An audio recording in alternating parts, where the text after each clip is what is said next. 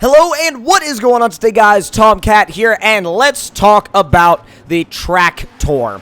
Now, this vehicle was recently featured in Top Gear, and it was driven by the Stig, and basically the Track-Tor is one of those weird left-field vehicles that you would not expect to see in a Forza game, and I've seen mixed opinions across the board on what people think about this coming to Forza in general. Now, we don't know yet whether this is going to come to Motorsport or Horizon. I feel like, obviously, it would fit a lot better into the Horizon landscape, but if they throw it in Motorsport and not Horizon, I'm going to be a little disappointed. Just a little bit. Just a little bit. I might cry inside. Just a tiny little bit. Now, this brings up an interesting topic, and that is what vehicles actually belong in Forza, right?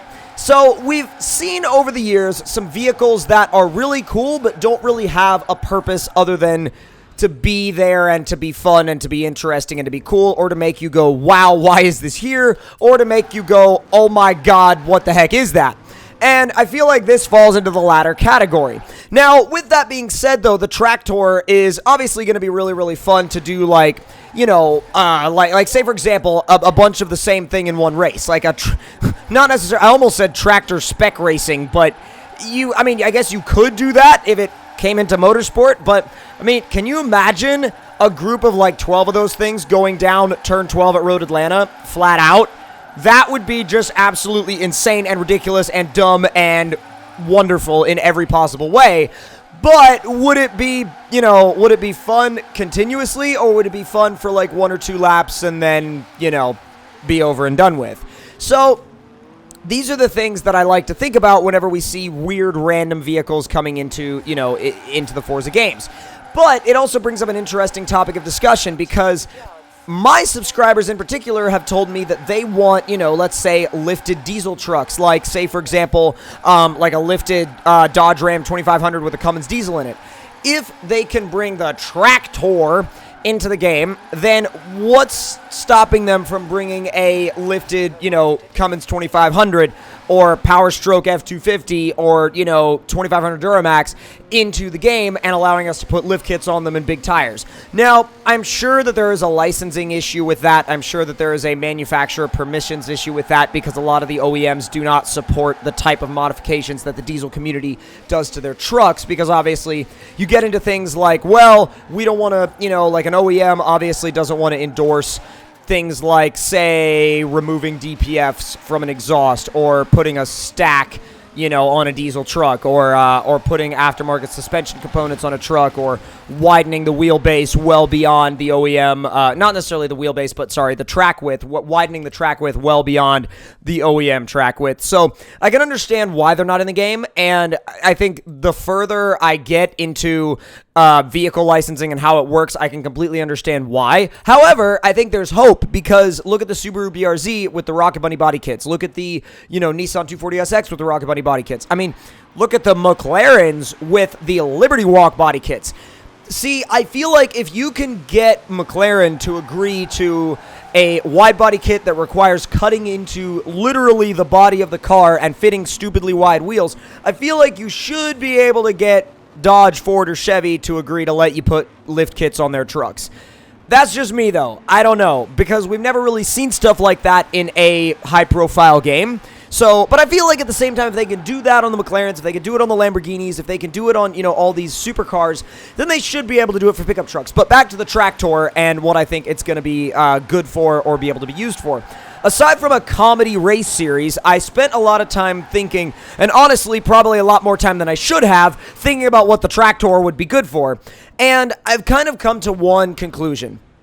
It's going to be one of those vehicles that's going to fall into the same category as the Unimog or the Gurkha, and it's either going to be used for fun and, kind of bombing around an open area in playground games, or it's going to be used as a comedy vehicle. And I feel like there's really not much more to do with it than that, unless you want to make your own little single model race just to have a good time. And I am definitely going to race it around the oval when it comes out. I mean, if they bring it into Horizon, which I really hope they do, I think it'd be really fun around the oval.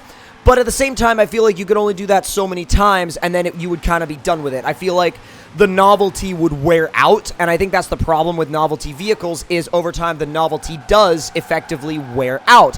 And let me know what you think in the comment section below about the lifespan of novelty vehicles and whether or not you think, you know, they're worth focusing on, because I feel like in the grand scheme of things, yes, novelty vehicles are really cool, but I think you can only get so far with a novelty vehicle and with a collection of novelty vehicles, because at the end of the day, people are going to gravitate towards the vehicles that work, not the vehicles that have comedic value.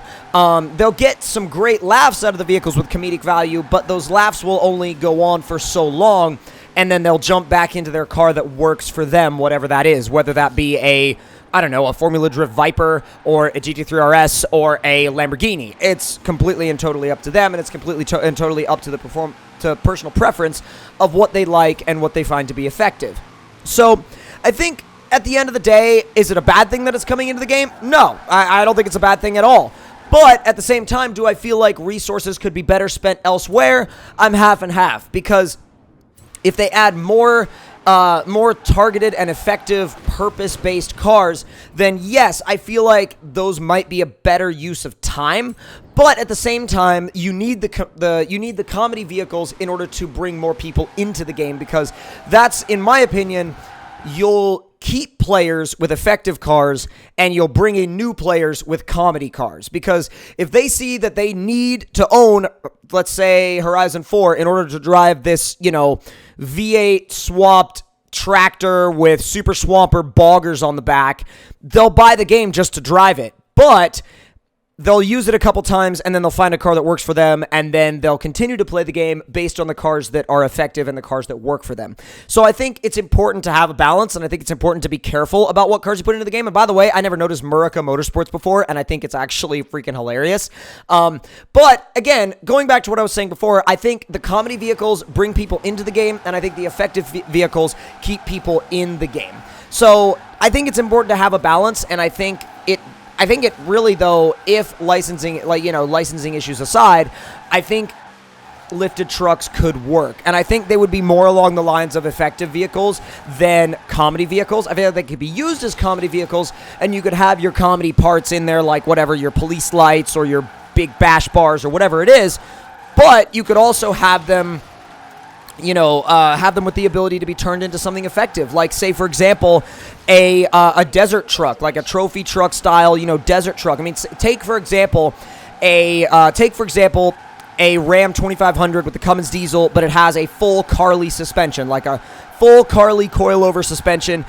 That thing is built to go out in the desert and jump. It literally is. You could, like, look it up on Google. Like, literally go on Google and type in Ram 2500 Carly suspension, and you'll get pictures of Ram 2500s jumping in the desert. And that, I think, is something that they could bring into the game and have be effective. And you could race those. You know what I mean? You could race those and actually use them in a competitive way, and I think that they would be a really nice addition, because we have a lot of open off-road areas now. We have the jumps, we have, you know, the areas that are dedicated for that, and I think that rather than racing around them in an awkwardly lifted Ford Focus, you know, not just to take a stab at rally cars, because that isn't. I'm talking about, like, you know, a normal Focus with a rally suspension on it. Rather than racing around them with a awkwardly lifted Ford Focus, I would rather race around them in a pickup truck that has a aftermarket, you know, crazy high-quality off-road suspension on it, and I think that that would be a really worthwhile addition to the game, and I feel like if they can do the Track-Tor, they can do that, and I'm kind of putting that out there as a little bit of an idea, not only as a little bit of an idea, but as a question to you guys as to what you think, because if they can do this, what else could they do? So let me know in the comment section below what else you think they could do and what else you would like to see them do, because the Track-Tor effectively proves that they could just about put in whatever they want without, obviously, you know, running into licensing issues. And I feel like licensing issues are obviously something that you have to deal with in a game like this. But licensing issues aside, what would you like to see them put in relation to crazy vehicles like the Track-Tor? And I will be going over all of that stuff in the comment section below, but I would very much be grateful if you guys would let me know your thoughts on that, because I think it would be nice to have an open discussion about it here in my comment section, and it would be a really great way to have a little bit of an open forum about what cars you think they could do, because again, the Track-Tor proves that they could do just about whatever they want.